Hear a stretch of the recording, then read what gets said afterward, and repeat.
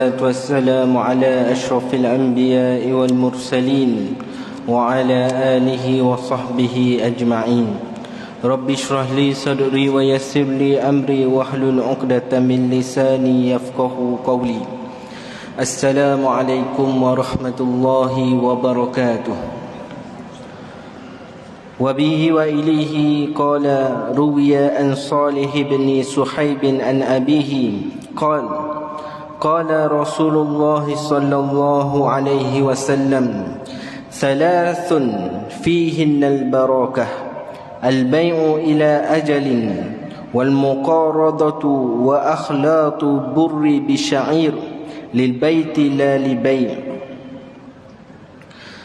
Artinya diriwayatkan daripada Salih bin Suhaib daripada ayahnya bahawa Rasulullah sallallahu alaihi wasallam bersabda, tiga perkara yang mengandungi keberkatan, iaitu pertama, jual beli yang mempunyai suatu tempoh, yang kedua, memberi pinjaman, dan yang ketiga, mencampurkan biji gandum dengan bali untuk kegunaan isi rumah dan bukannya untuk dijual. Hadis riwayat Ibnu Majah. Daripada hadis ini dapat kita tahu Nabi SAW menjelaskan kepada kita ada tiga perkara yang mendatangkan keberkatan dalam hidup kita.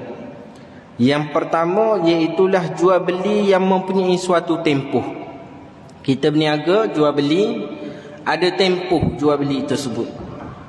Kemudian yang kedua adalah memberi pinjam. Memberi pinjam di sini adalah bermaksud memberi pinjaman modal kepada seseorang. Orang datang jumpa kita, kata, boleh tak nak pinjam 5,000 nak buka gerai burger. Kita bagilah pinjaman untuk dia berniaga, dapat keberkatan.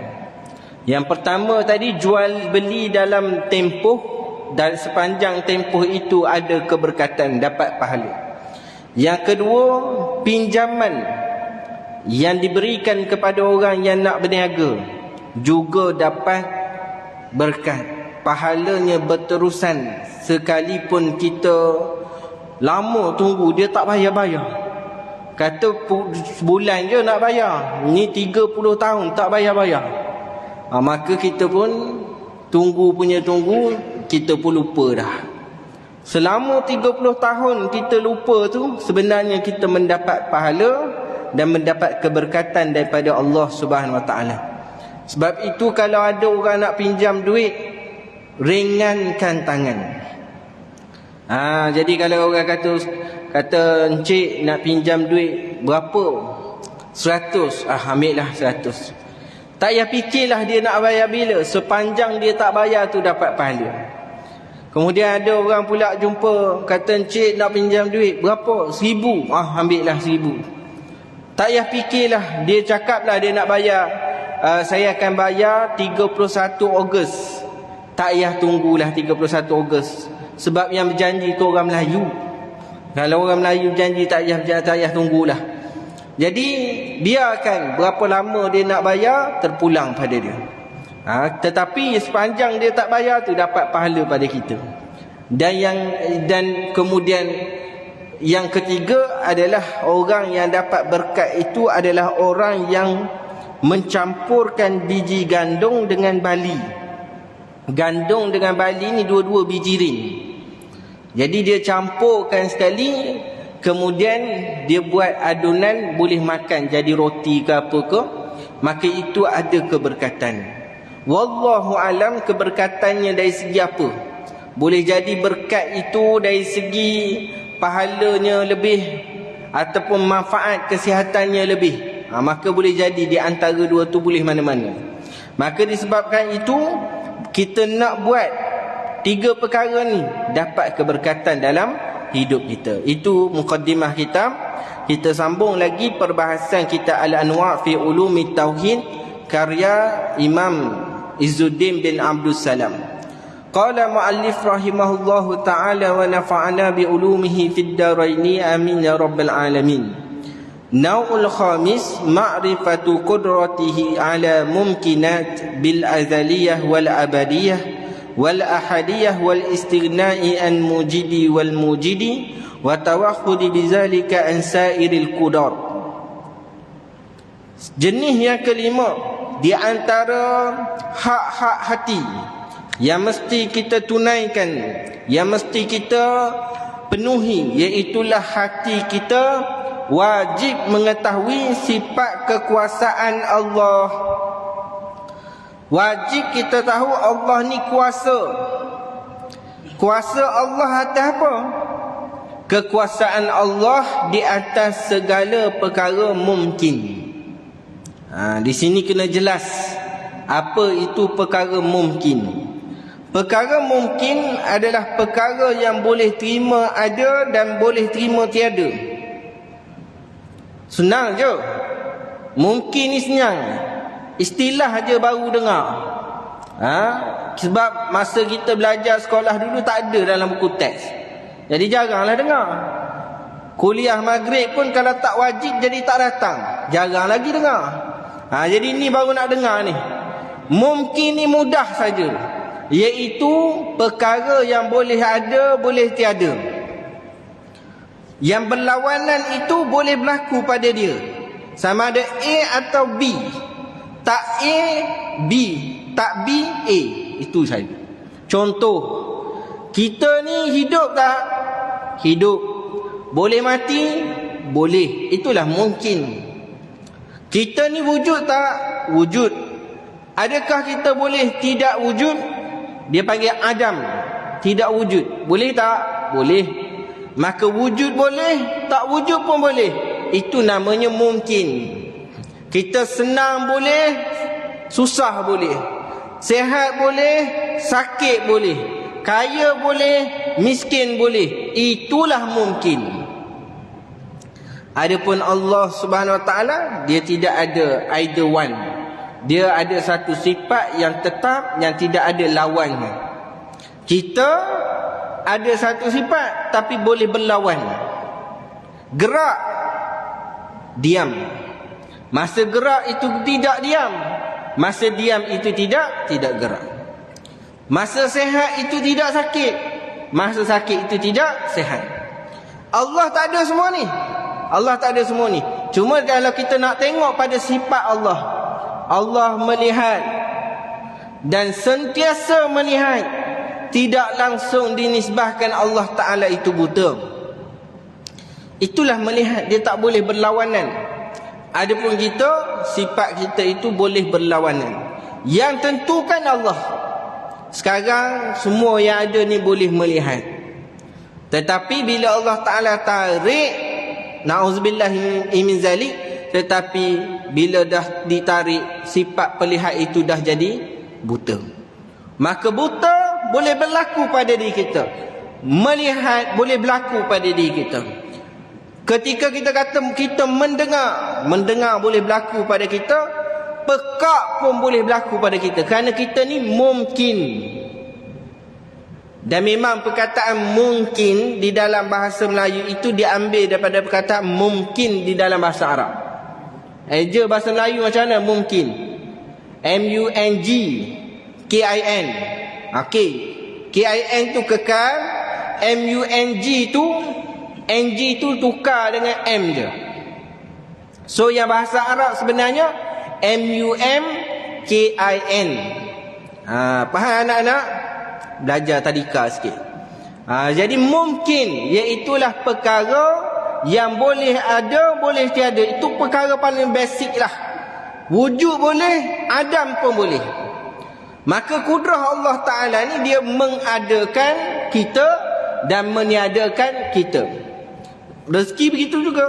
Memberi rezeki pada kita, menarik rezeki pada kita.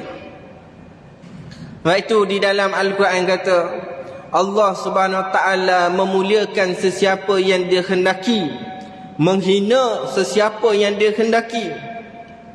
Maknanya memuliakan dengan menghina itu berlawanan. Allah Ta'ala boleh buat pada kita siapa yang dia hendaki.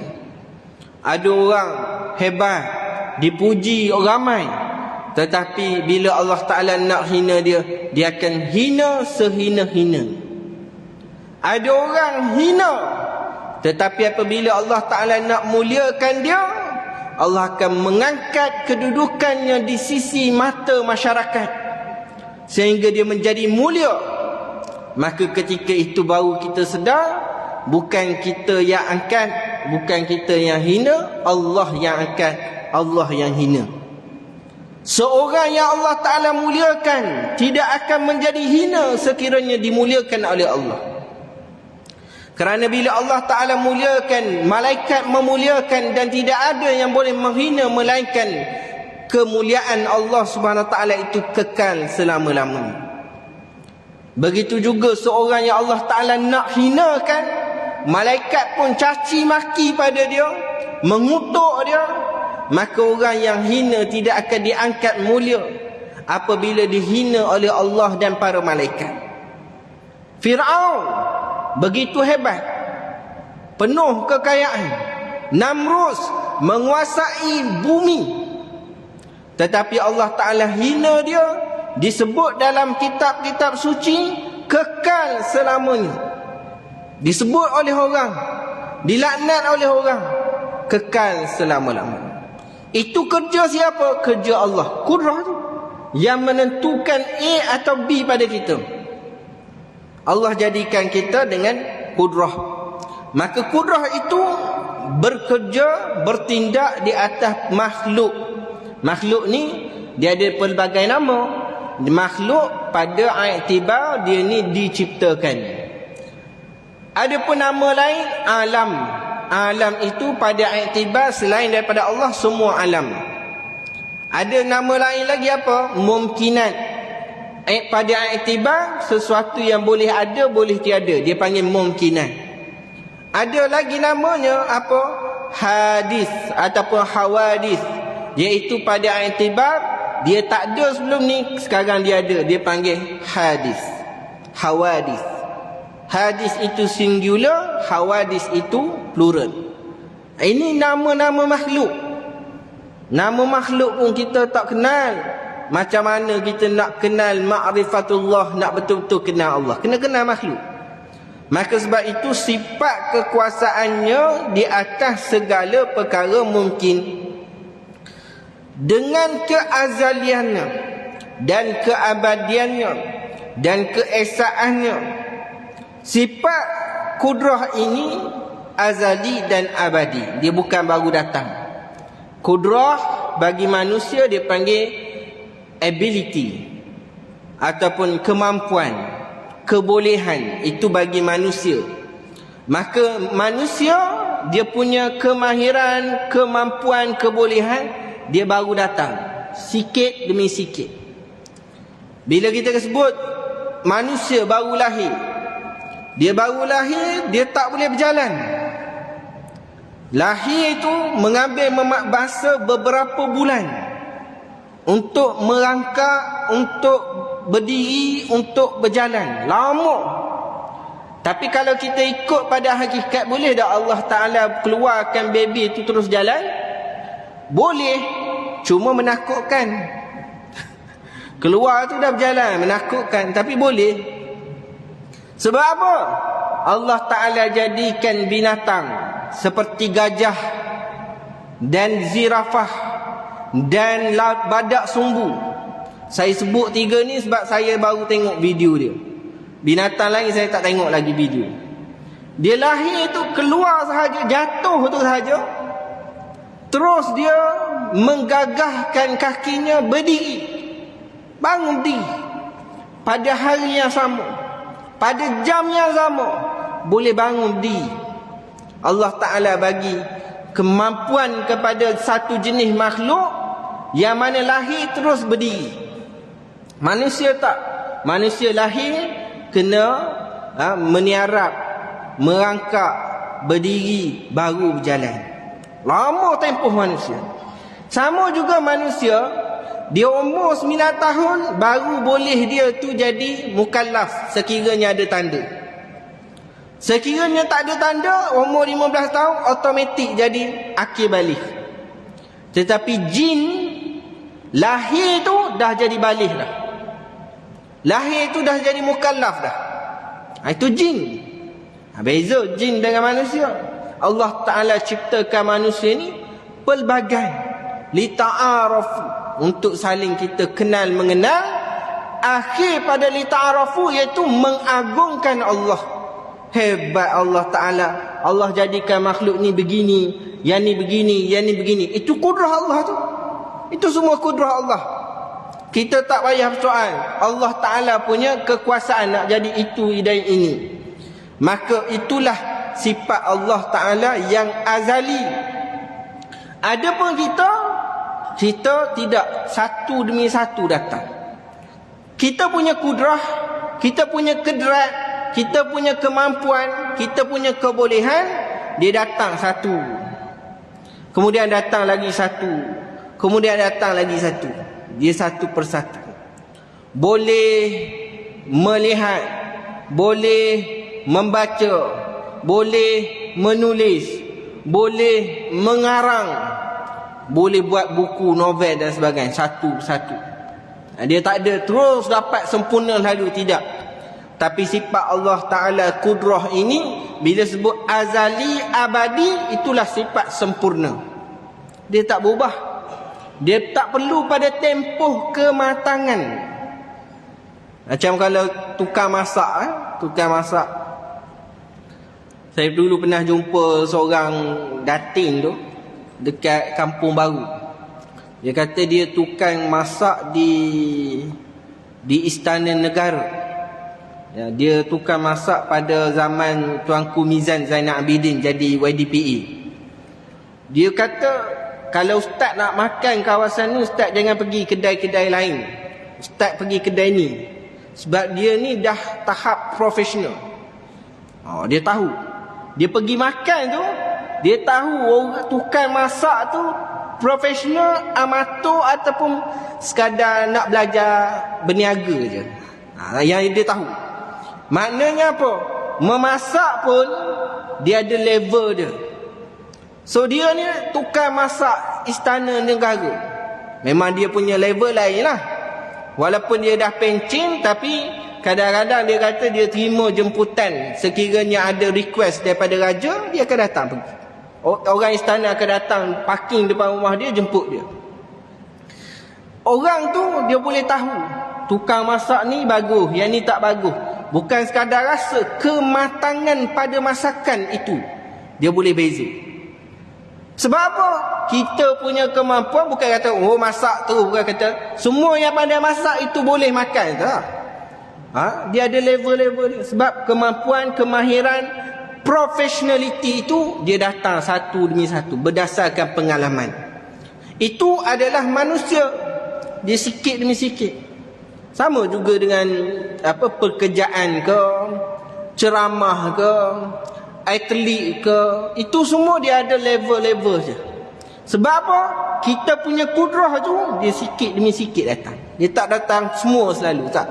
Dia datang sikit demi sikit. Kudrah Allah azali abadi. Ada begitulah sejak dulu dan kekal begitulah selama-lamanya. Bukan baru datang, bukan baru cipta, bukan baru bentuk. Begitulah sempurna dahulu dan sekarang. Tidak ada permulaan. Itulah dia sebut kudrah Allah Ta'ala itu azali dan abadi. Dan kudrah Allah yang seperti ini dia sebut sebagai wal ahadiyah, esa tunggal. Kudrah Allah ni tidak ada pada orang lain. Tak ada. Hanya Allah sahaja yang ada kekuasaan untuk menentukan apa yang jadi tak jadi. Tentu dengan iradah, menjadikan itu dengan kudrah.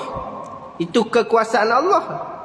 Maka Allah Subhanahu Wa Taala buat jadi dengan kudrahnya. Dan kudrah Allah ni bila dia buat jadi dengan terbaik.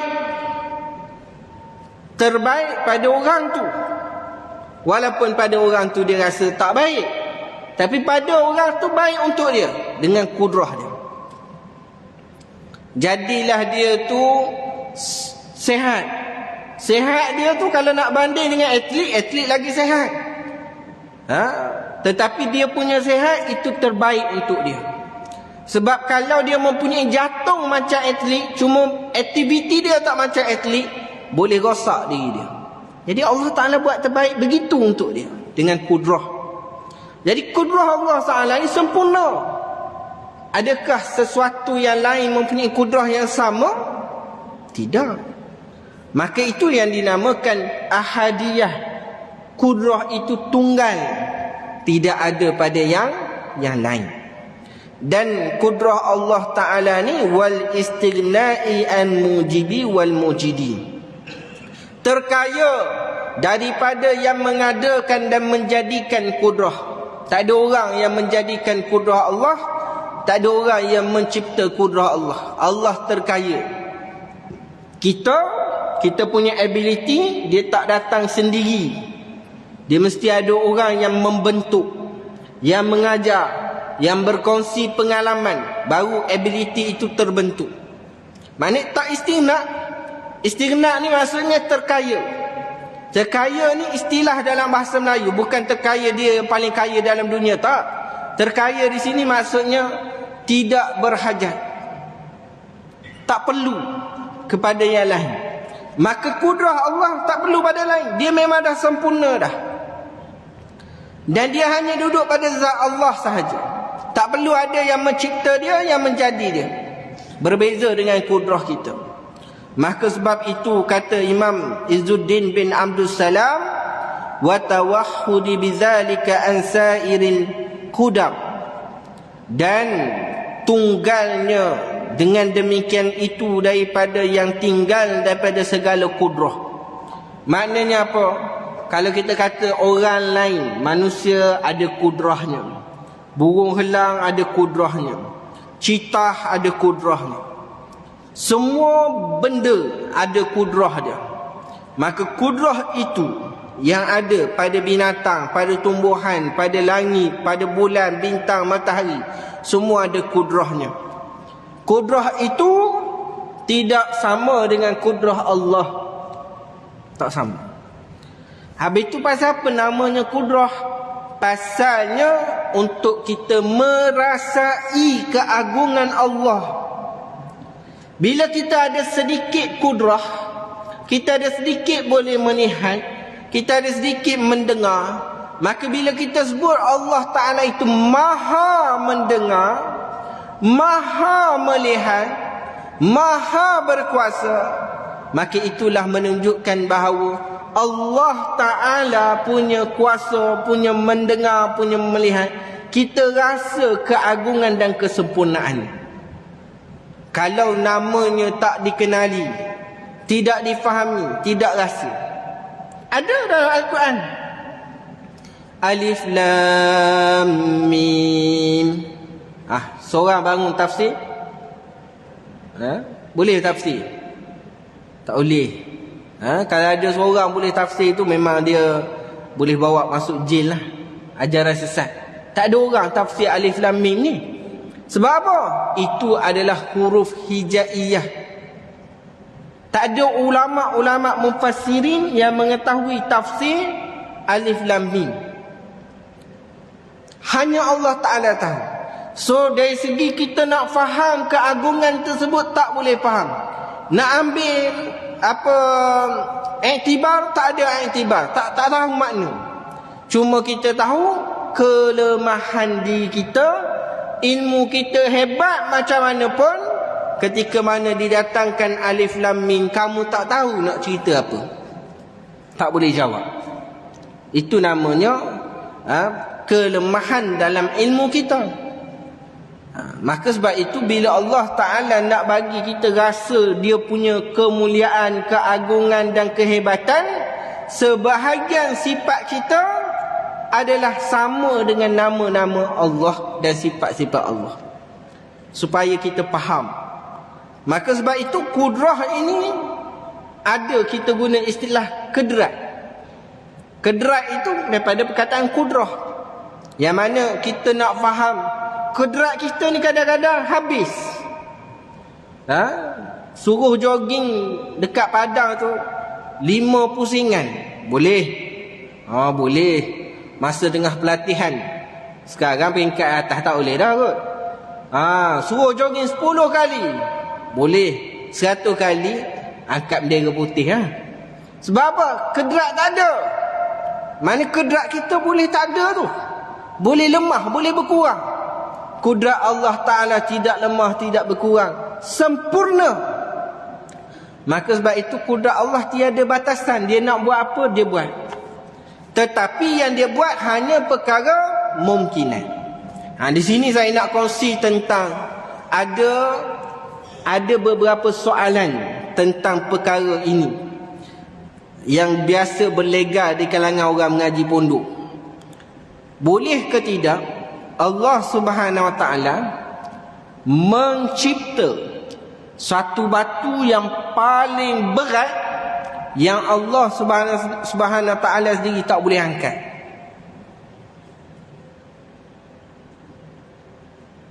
Fikir. Saya tunggu sampai Isyak. Siapa boleh jawab? Alang-alang nak habiskan masa, bagi masa fikir. Boleh ke tidak Allah Subhanahu Wa Taala mencipta satu batu yang berat yang Allah Subhanahu Wa Taala sendiri tak boleh angkat? Ini dia panggil teka-teki turas. Ini tok tunggu pondok dia bagi teka-teki tu. Maka kita pun nak fikir kata boleh cipta batu tu tapi tak boleh angkat pula. Nak kata tak boleh cipta batu jadi lemah pula. Ni soalan ni kalau bagi pada cikgu sekarang, dia buat soalan kebat. Pening budak nak jawab. Jadi sebenarnya kita tengok nilai, kita kena faham soalan dulu baru boleh jawab. Soalannya, boleh ke tidak Allah cipta? Allah boleh cipta batu. Batu termasuk perkara mungkinan. Yang berat itu termasuk perkara mungkinan. Allah cipta batu yang berat, itu boleh. Tetapi batu yang berat itu Allah Ta'ala tak boleh nak angkat. Itu dah jadi mustahilat. Dah jadi mustahil. Batu yang berat yang Allah Ta'ala tak boleh angkat, itu mustahilat. Sebab apa? Sebab Allah Ta'ala kuasa. Dia boleh cipta. Tetapi dia tak boleh diletak dua benda yang berlawanan di dalam satu soalan. Apa soalan yang berlawanan? Cipta benda berat. Bila Allah cipta benda berat, itu ciptaan Allah. Sudah tentu Allah boleh angkat. Allah Ta'ala punya kuasa boleh angkat, boleh hilangkan, boleh musnahkan, boleh jadikan. Itu punya kuasa Allah. Tetapi dia nak bagi pening, dia letak belakang tu, batu tu Allah tak boleh angkat. Itu mustahil lah. Kalau batu tu tak boleh angkat, sudah tentu tak boleh dicipta.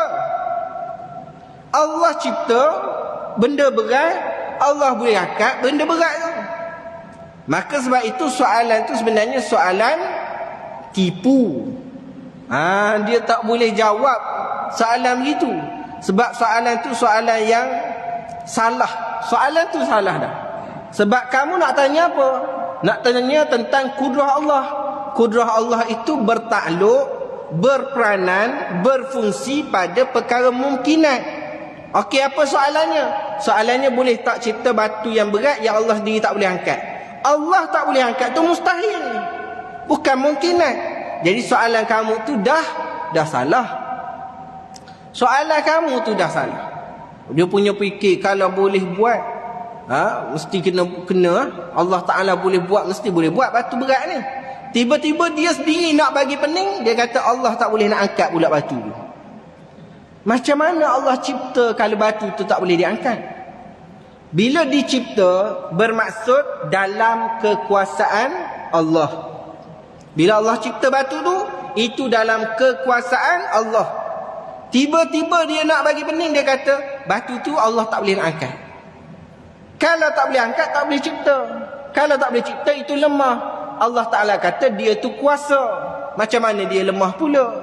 Jadi ini sebenarnya orang yang ditanya mesti memahami soalan penanya.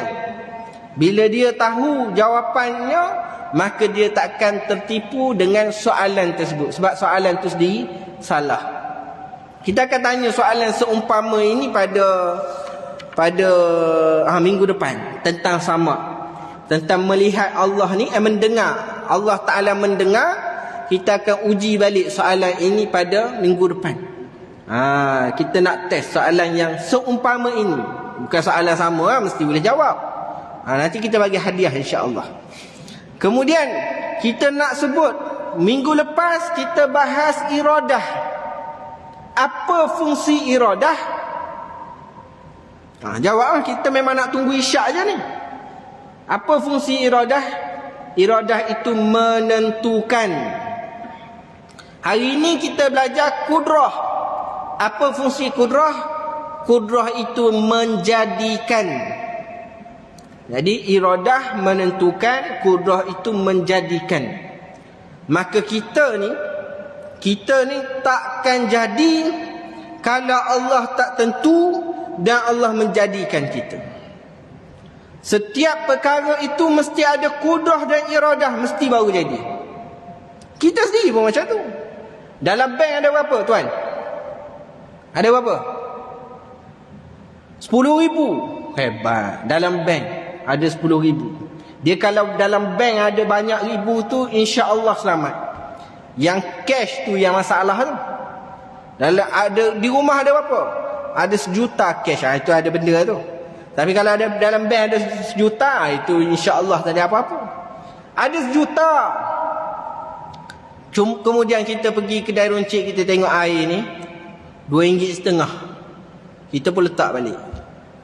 Kita beli barang lain, yang ni kita tak beli. Adakah kita tak beli botol air ni kerana kita tak mampu? Kita tak mampu. Kita mampu, duit ada 1,000,000. Kita mampu, tapi kita tak mahu. Mampu tapi tak mahu, takkan terjadinya pembelian tersebut. Tetapi kalau dia bawa anak dia, bawa isteri dia pergi kedai emas depan Petronas, bawa isteri, abang pasal apa bawa saya ni? Dah nak suruh awak tengok lah. Nak beli ke bang? Tak, tengok lah. Dia pun tengok, pilih, pakai apa semua. Dia kata yang ni padan ni, padan. Jom kita balik. Isteri dia dah berkenan dah. Kita pun ajak dia balik. Jadi tak beli tu? Tak jadi. Berkenan sahaja, duit tak ada, tak jadi juga. Berkenan, mahu. Isteri dia punya pakai, tukar, tengok. Tanya boleh potong ke tak, berapa kalau kos potong apa semua. Tiba-tiba dah jadi, nak dah. Tetapi tidak ada kemampuan. Berapa harga tu? 20,000. Oh, okey. Cantik. Okeylah, kita keluar. Gitu je lah. Nak, mahu, tapi tak mampu. Jadi tak pembelian tersebut? Tak jadi. Maknanya apa? Sesuatu itu jadi mesti dengan mahu dan mampu. Manusialah. Allah Ta'ala jadinya satu perkara mestilah dengan iradah, ketentuan Allah dan kudrah pelaksanaan Allah Ta'ala yang menjadikan, baru jadi. Mana semua yang jadi ni atas muka bumi, kita keluar rumah tengok ada tahi burun atas kereta kita. Jadi kena pada kereta kita dan berlaku pada diri kita itu menunjukkan Allah berkehendak dan Allah jadikan. Walaupun sesimpel itu, Allah Ta'ala punya kehendak dan Allah Ta'ala yang jadikan. Dan konsep ini dikembangkan oleh para ulama, dan para ulama menjelaskan itulah qada dan qadar. Baru nak terang qada dan qadar. Tadi kata nak tunggu isyak. Sekarang dah masuk waktu isyak. Nak azan dulu ke macam mana? Ada orang boleh bagi jawapan. Wabillahi taufiq wa hidayah. Assalamualaikum warahmatullahi wabarakatuh.